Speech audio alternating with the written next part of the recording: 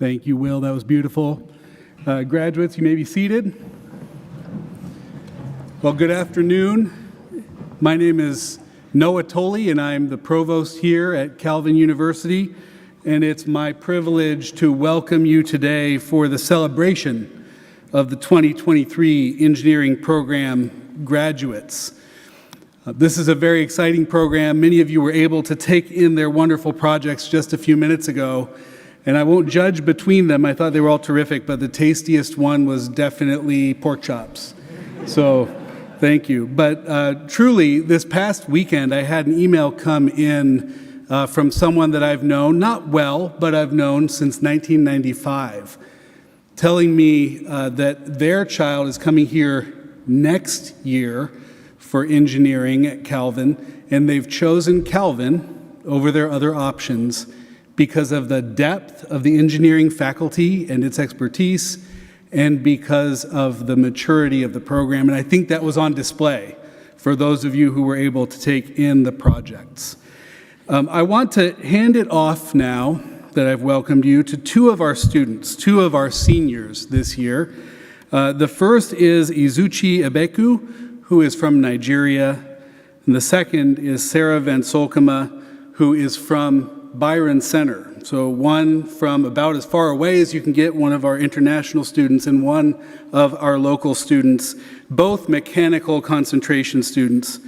And Izuchi will lead us in a devotion, and Sarah will lead us in prayer. Thank you. All right, I'll be reading a devotional.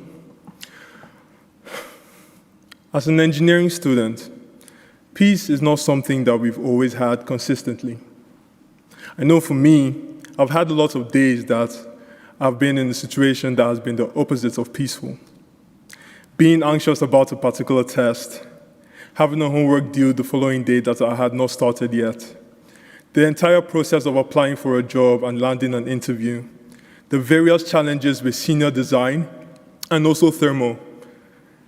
And also trying to answer the simple question, where am I going to be, or what stage am I going to be next in my life?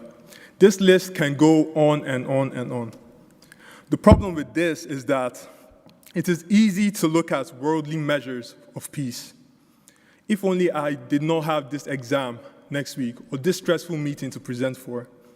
If only I had just landed that job. If only I did not have to deal with this problem at this stage of senior design, I know I would definitely be at peace. This type of peace does not last. The world cannot give a complete and sound sense of peace. In John 14:27, it is written, "Peace I live with you, my peace I give to you. Not as the world gives do I give to you. Let not your hearts be troubled, neither let them be afraid." Jesus is our exclusive source of peace. The peace that he gives to us stops our hearts from being troubled. Jesus has done this by dealing with the very root of our problem, our separation from God that was brought about by sin. Jesus dealt with our sins by dying on the cross to bear the punishment for every one of them, hence allowing us to have this full, encapsulating, and complete presence of peace. So, whatever trials we face, and we will face trials and various struggles, we who belong to Christ can go through them with peace, the calmness, and the confidence in God within our heart.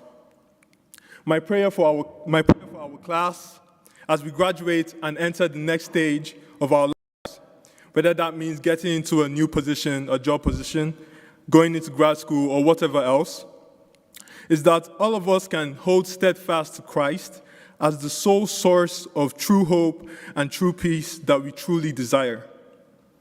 I also pray that we may be able to rise above every fear, disappointment, frustration, and anxious moments in our lives. With this, I would like to say, to God be all the glory, all the honor, and praise for this precious gift of peace. Amen.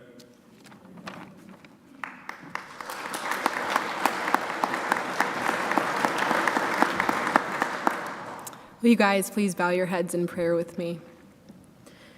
Dear God, thank you for this day, and thank you for gathering us all here as students, professors, faculty, friends, and family to celebrate our years and accomplishments in Calvin's engineering program. Thank you for blessing us with healthy minds that are able to think critically and solve problems, and for giving us hands that are able to create, design, and build. Thank you for our professors who have been there for us time and time again throughout these last 4 years, and for the personal relationships we have built with them along the way. Thank you for giving us peers who have quickly turned into long-lasting friends. They have been tremendous blessings during both outside and inside of the challenges of this program. Reflecting back, we can see your guiding hand in our lives and through the decisions and paths that brought us here today. Now looking forward, I ask that you be with each of us in whatever path you lead us on, whether that be a job or further education, and help us to be reminded that we belong to you. In every anxious moment, every unknowing time, may we find peace in you rather than turning to worldly measures. You are the source of peace that surpasses all understanding. Please bless us in the celebration ceremony and as we spend time with our friends and family afterwards. And all God's people said, Amen. Please stand and join us in singing Great is Thy Faithfulness. The words are in your program.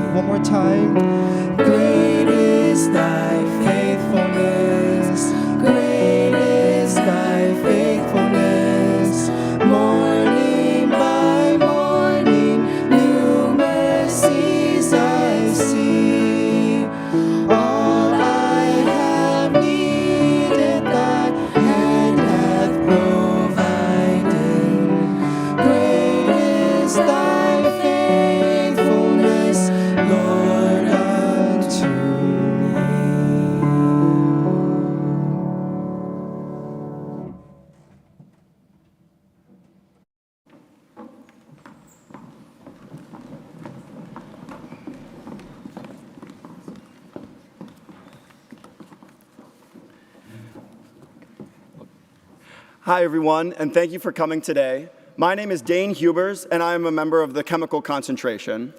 And I'm Anna Gibney, and I am a member of the mechanical concentration. So I don't know about you guys, but remembering back to Engineering 101, when we were given the bridge project.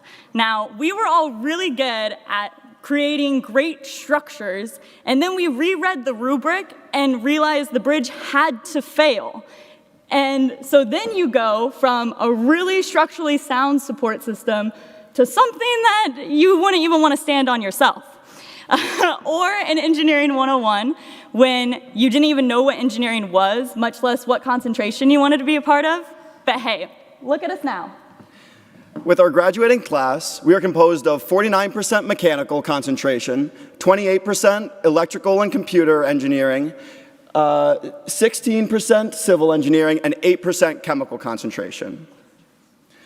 However, though our classes took us our separate ways throughout our junior and senior years of education here at Calvin, the most common conversation topic was how much sleep did you get last night? In fact, we actually totaled up, and we had over 350 all-nighters as a class. Yikes. But I'm sure if you change that to past 2 a.m.ers, you'd almost quadruple that number, am I right? Yeah.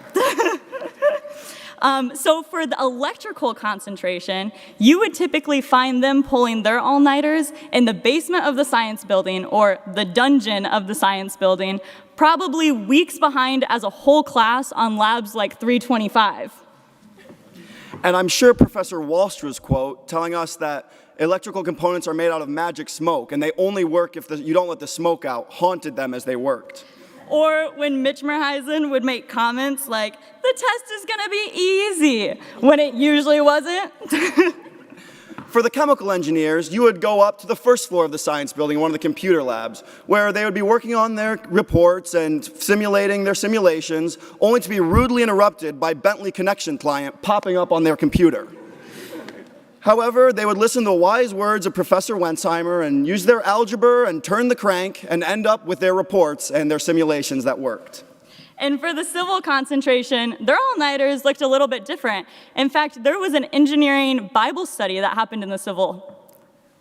As well as a lot of laughs due to Professor DeRoy's funny stories in class, as well as his jokes about the wide-mouthed frogs that are all around campus. However, for our largest concentration, the mechanicals, you would likely find them in the engineering building mezzanine or perhaps overflow into one of the science building computer labs. And I don't know about you guys, but I definitely have some PTSD from our first homework assignment in one of our thermo classes, 328. I'm looking at you, Professor Hune, for the thermistor bead problem. But thankfully, as mechanical engineers, we were able to always count on someone else being in the room with us pulling an all-nighter too.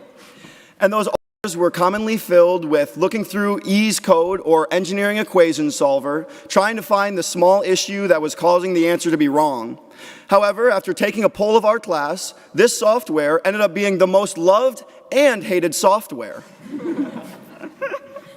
And on top of all of these all-nighters, 9 of the individuals you see in front of you are double majors, and 43% of this class has a minor. And in addition to taking on some other academic endeavors, these all-nighters have paid off, with over 75% of our class graduating with a GPA of above 3.5. Which I'm sure is due to our fantastic professors, even when they make silly mistakes, like when Professor DeRoy tried to get his class to guess a word using Wordle, and then spelled it wrong in the Wordle so that his class couldn't guess the answer. And we also listened to the words of Professor Plaisir, who told us that engineering is a contact sport, and we took that to heart, branched out of our classroom, and we actually succeeded at it. We can see on the left a team of engineers who won the intramural volleyball tournament. Or on the right, a team of Teenage Mutant Ninja engineers who won one of the STEM Amazing Races. As well as the infamous cardboard canoe race, where Isaac and Jacob demonstrated their skills in nautical engineering and constructed this craft that carried not one, not two, but over 5 individuals on the SEM pond. And we also have a robotic football team. Yes, Calvin already has a football team, and it was actually started by this year's engineers, specifically Nate Anderson and Ben DeWeird. In fact, at our most recent fall combine, our robot football team placed second overall.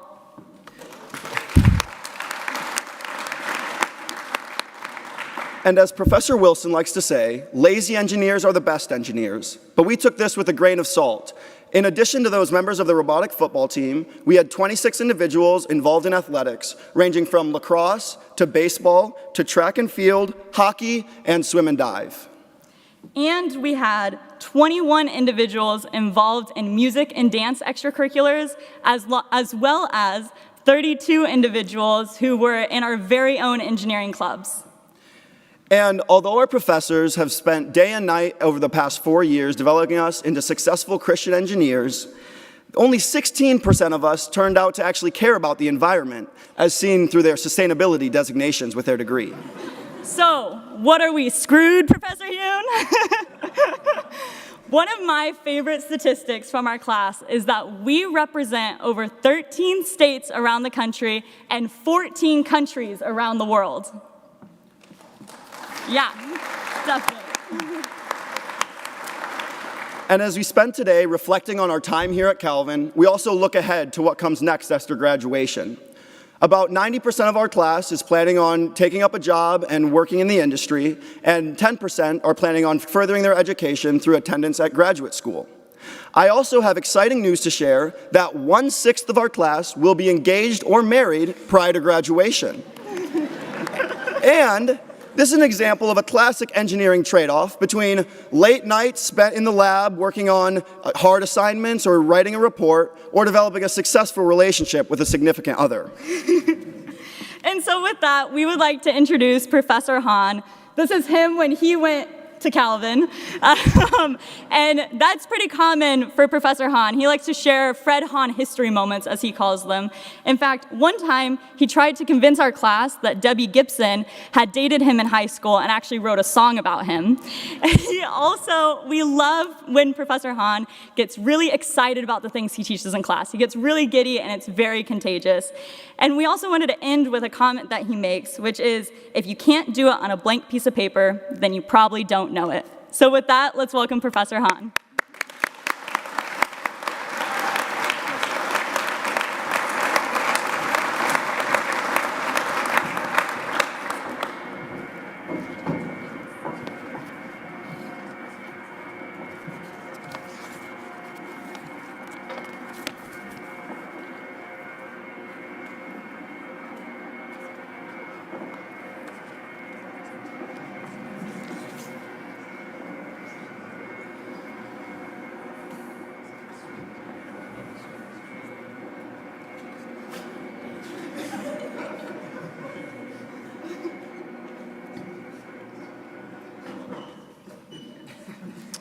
All right, so I've got a joke that would work for that, but it only works after I explain a few things, so it's not going to work. And Debbie Gibson did write a song about me. So my first words will also be my final words to you, and that's basically, everything's going to be all right. Really.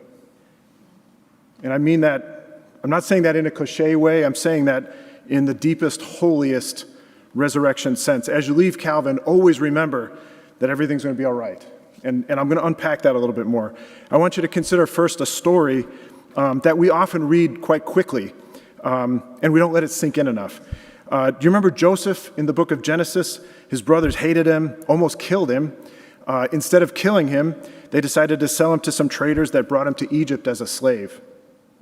The Bible says that God was with him, however, and he did well for his first master, but then he got accused of a crime that he didn't commit, and he was sent to prison. In prison, God was with him. He interpreted some dreams for 2 other inmates. One said he would remember him when he got out, but he didn't. He sat in prison for many more years, but God was with him. When Pharaoh had disturbing dreams, people remembered Joseph. Oh yeah, that guy who can interpret dreams. He was able to interpret Pharaoh's dreams, and he was made second in command of all of Egypt, second only to Pharaoh. He was in charge of storing grain for an upcoming famine, and because he was in that position, he saved countless lives from the famine, including his own family, his own father and brothers. Near the end of the story, Joseph says to his brothers, "You intended to harm me, but God intended it for good to accomplish what's now being done, the saving of many lives." And it all turned out all right. Cool, great. It even turned out great, right? But here's something that I think we overlook far too easily, and that's time. We read that story in a few minutes. I just read that story in about a minute and a half. To live that story took Joseph many, many years, probably decades. It's hard to even measure the weight of that, decades that it took him to live that. In his book, The Uninvited Companion, Scott Shawm says that the missing element of time in these stories, if we miss that element, we miss crucial dynamics of the story. The time that the story took is important. We don't live our lives at the end of stories. We live our lives in the middle of the stories. All right? At this point, I'd like to connect with what we've just been talking about with the idea of timescales. I'd like to make connections between faith practices and theology and engineering stuff. So engineers like to talk about timescales. For example, electrical engineers talk about microprocessors working on the timescales of nanoseconds, all right? That's a billionth of a second. The phones in your pockets right now are doing several things, several calculations every billionth of a second. Crazy, crazy time scale. Mechanical engineers are aware of time scales also. If you heat up steel really hot and then you quench it, you can make it really strong, but you have to quench it within a certain amount of time, a few seconds, maybe 10 seconds, all right? If you don't quench it that fast, the microstructure in there just makes it kind of soft and wimpy steel. The time scale is everything, all right?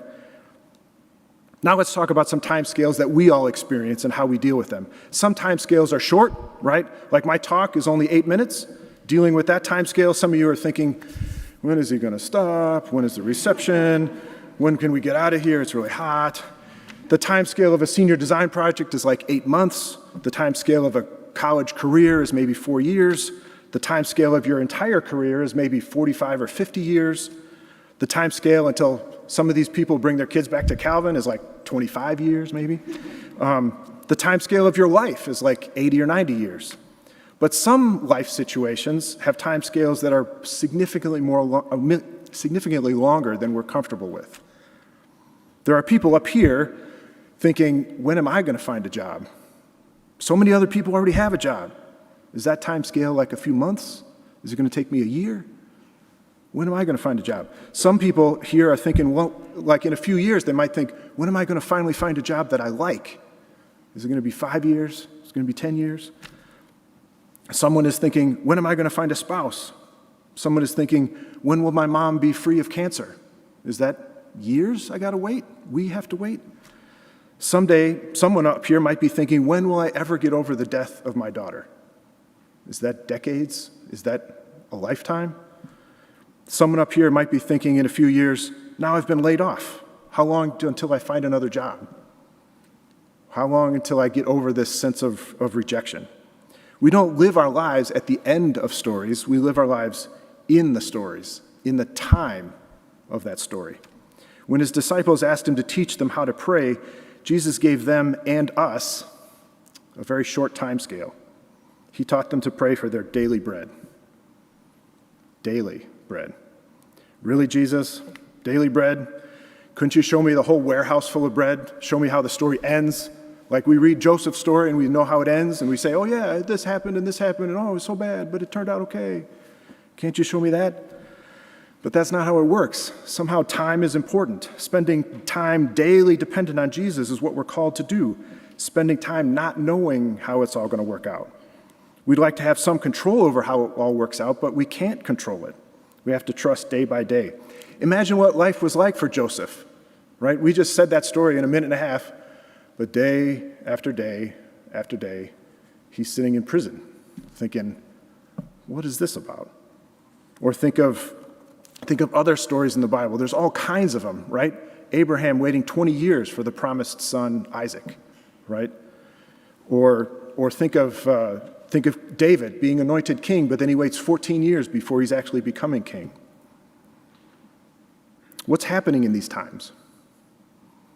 It seems that God uses such times to teach us dependence on him, as if like these wilderness times, it's during those times that we're stripped of any false identity, as if that we can make it on our own. We can't. Our troubles in life often only make sense in reverse, right? Well, when we look back on them. That's why it's so important to listen to stories of people who have been through more of life than we have. So think back to Joseph now. Many of you know that he had two sons, Ephraim and Manasseh, right? Imagine Manasseh going through a tough time. He's trying to find a job, and nobody wants to hire him because he's Joseph's son, and Joseph intimidates everybody, and Manasseh is having trouble. And so he goes up to his dad, and he's talking to his dad, and Joseph takes him aside, and he says, Manny, actually, he would call him Manny, right? I'm sure he would call him Manny. Manny, have I ever told you the story of how I came to Egypt? And he rolls his eyes and says, Dad, yeah, like 1,000,000 times. Well, looking back, I can see that God was with me through all that time I was in prison. And when I look back over those 25 years, I can see that God intended all of it for the good of a lot of people. 25 years, Dad? Are you kidding me? I'm trying to find a job. I don't want to wait 25 years. I can't wait that long. And Joseph says, but Manny, it's only when I look back on the whole story that I can really see God's hand in the whole thing. Manny gives that skeptical eye roll. The dad's giving that story again. And Joseph is saying something like, oh, kids these days, they don't listen. But part of this frustration is that our lives are lived on the daily bread time scale, right? Not at the end of the stories where all things make more sense. But here's something very profound. We have a cloud of witnesses that have gone before us that tell us that everything is going to be all right. They've seen the end of many stories. They've seen the end of quite a few stories. They've seen that the time that they spent going through their sufferings actually forged them into the type of people God intended them to be. You can't short-circuit those experiences. You can't get to the end without going through the time that it takes to go through the trials and difficulties. God uses the time to teach us. My dad told me his life story arc numerous times about how being laid off in college, when I was in college actually, when he was laid off, it turned out to be one of the best things that ever happened to him. However, he couldn't tell that story then. It took him many years to be able to tell that story. Only after he had the vision to see what that trial had done in his life and how it had changed him into a new person. So whether it's Joseph or Abraham or the Apostle Paul in prison or your mom or my dad or for all of you, all of these people out here, right? Maybe it's that old guy in church that talks really, really slowly, or a pastor or a professor who keeps going on and on and on. But listen to the stories, right? Remember the stories. They're gifts from God that gives us confidence that the end of the story is worth the time now. They give us confidence that we can trust in God's daily bread. We trust that God knows more than we do, knows what we need long before we have any idea. So graduates, know this. No matter how much time it takes, it's going to be all right. And let us all pray, Lord, give us today our daily bread. Amen. I now invite Professors Mishmerheisen and Tübergen up here for the recognition of the seniors and the presentation of gifts. And I would say the time scale of this portion of the program is maybe 10 minutes. So, thank you.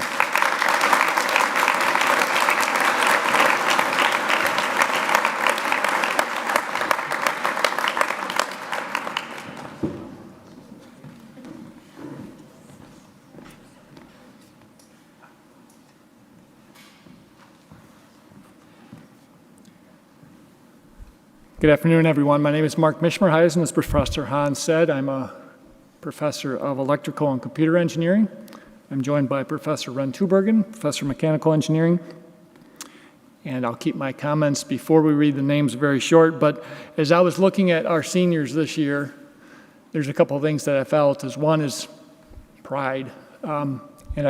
We try as Christians not to be proud, right?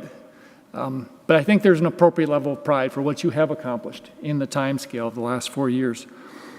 And the second thing I felt was fondness.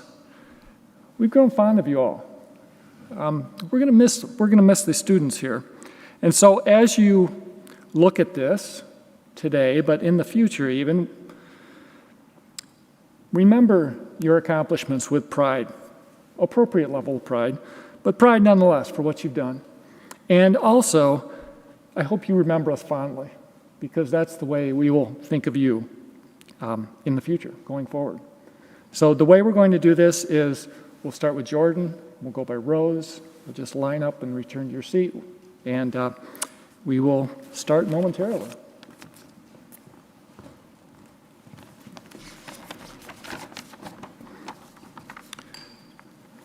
Jordan, Alexander.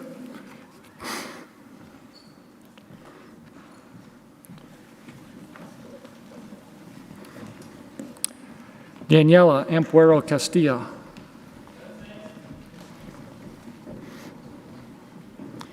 Nathaniel Anderson.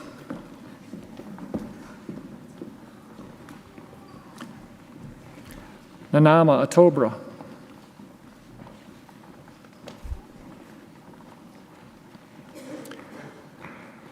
Liam Austin.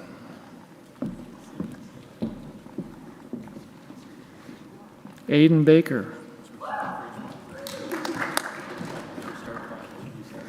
Kai Barboza.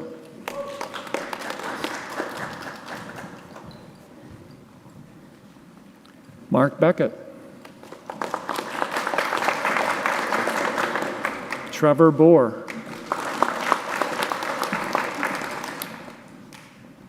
Eric Brower. David Bolton. Jessica Camp. Dot Cow. Matt Carlson. Benjamin Casey.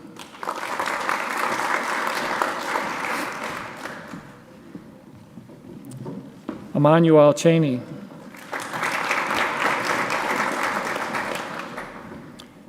Peter Cheesebro. Benjamin DeWeird. Izuchi Abeku.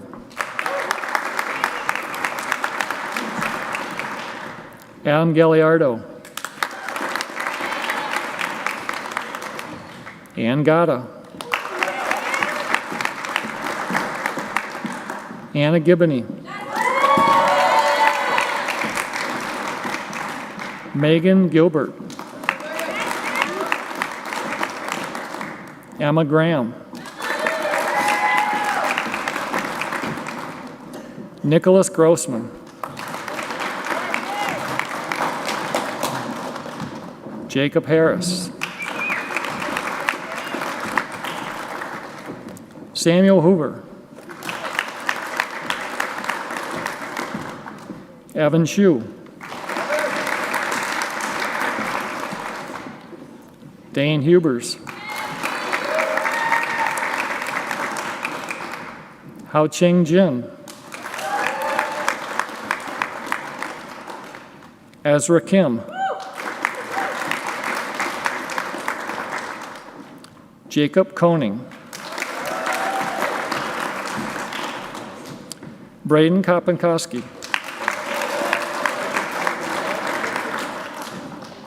Yamin Lee.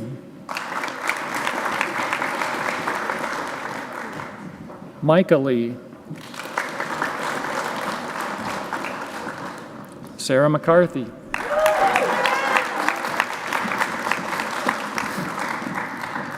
Ryan McIntyre.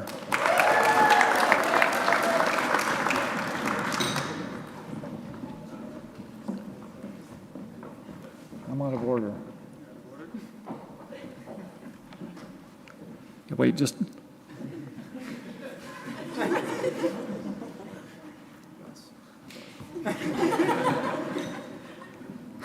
We wanted Sawyer to get some extra attention. Sawyer Masselink.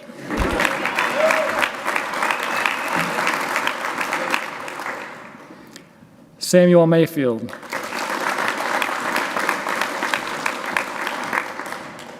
Elise Miera.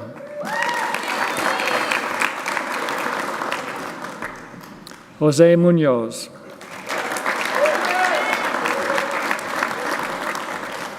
Thomas Noble. Omari Niarco.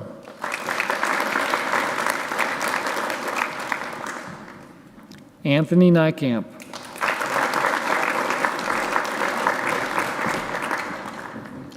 Chima Ochiaga.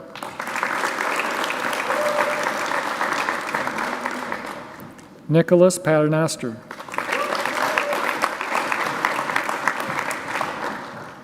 Peter Pang.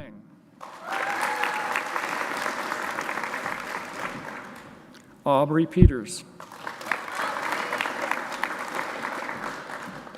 Adrian Poe.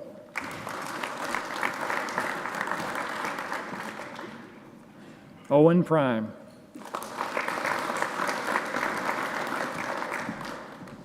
Jared Ruba.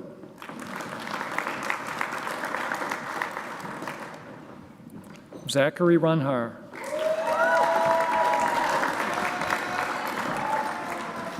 Anjana Sainju.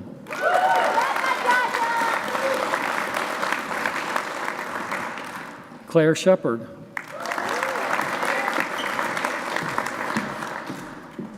Elena Spearing.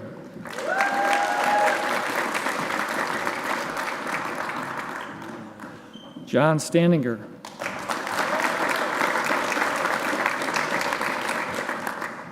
Alan Stoika.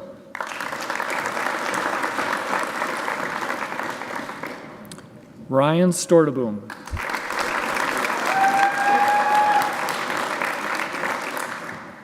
Caleb Stife.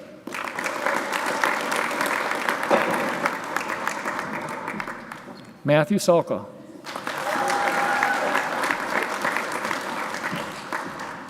Isaac Timmer.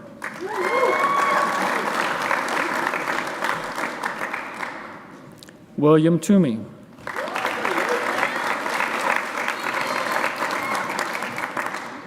Audrey Tran.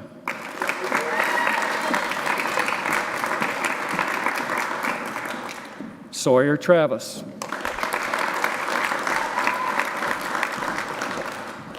Jordan Tudor.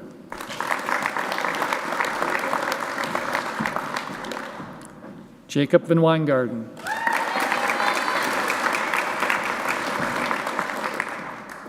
Matthew Van Zilt.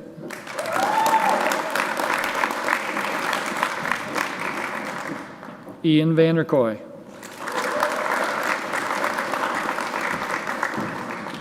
Andrew Vanderplug.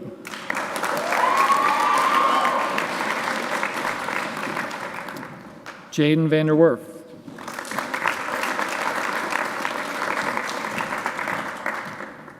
James Van Hecken.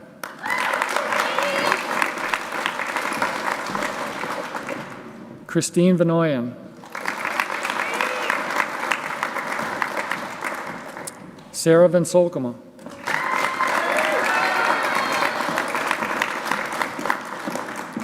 Reed Vieneman.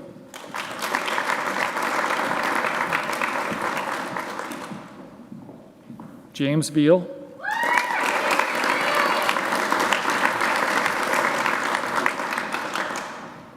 Joshua Villars Rosa.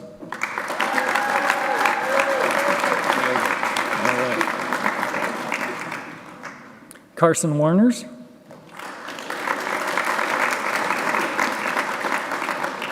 And Jonathan Washburn.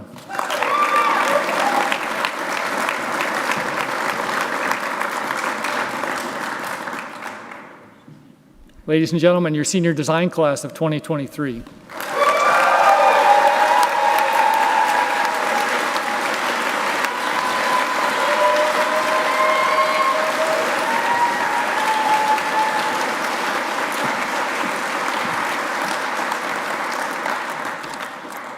Hi everyone, my name is Claire Shepard. I'm a mechanical engineering student here.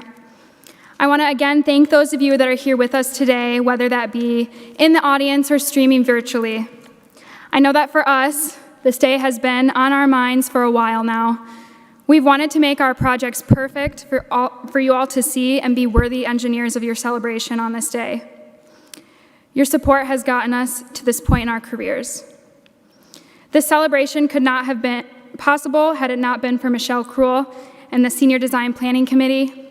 The work that has been done to plan this day has not gone unnoticed, so thank you from all of us to you.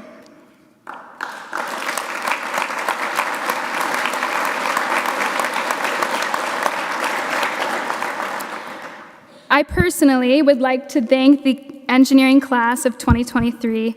You put up with my emails and my constant interruptions in class to help make this celebration complete. The friendships that we have formed between all of our concentrations is inspiring. I'm very glad, and I hope you are too, to have made it this far with the people sitting next to you. We share a deeper understanding for each other than most of our friends outside of this major. The countless hours spent in the engineering and science buildings, the late night bursts of energy, and the days when we can't keep our eyes open, all caused by our shared exhaustion, usually meaning we triumphed. We have finally made it to today with just a few more things to check off before graduating. So congratulations to you all, and thank you for riding this bumpy road with me. I want to thank the donors on behalf of my fellow classmates. Your aid through scholarships and donations have lessened the financial burdens, as well as brought some of our ideas to life. Our time at Calvin has been enhanced through the opportunity to create, build, and continue our education. To the faculty in the engineering department, we owe you our greatest thanks. You have prepared us for our futures.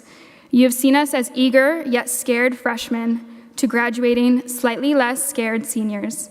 We all know that there is still so much to learn, but you have granted us the insight to continue to grow. You have taken the time to get to know us and guide us as we faced many challenges through the last 4 years. Our time management skills started to improve in Engineering 101, but they really improved with the homework, labs, reports, and exams all due and occurring in the same week. So thank you for that. If I might say, we have developed bonds and friendships with you that have overpowered our frustrations with coursework. As you heard earlier, we quite enjoy being in your classrooms and getting to hear your comedic efforts to keep us interested and awake during class. This has enhanced our educations and made us very well-rounded engineers. So again, thank you for all that you did in shaping us.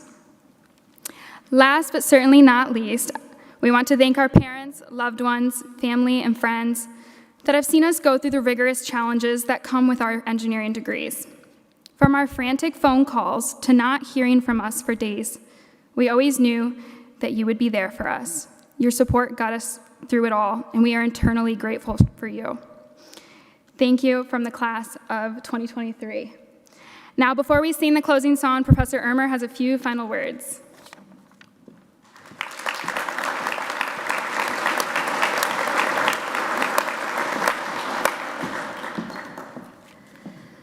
On behalf of the engineering department faculty and staff, I'd like to share a blessing for these graduating seniors. Students, as you prepare to head out into the world to pursue your vocations through engineering work and through all of the other activities and relationships that we have been called to, may the beauty of our God be reflected in your eyes. May the love of our God be reflected in your hands. May the wisdom of our God be reflected in your words, and may the knowledge of our God flow from your hearts so that all may see and believe the good news of the gospel.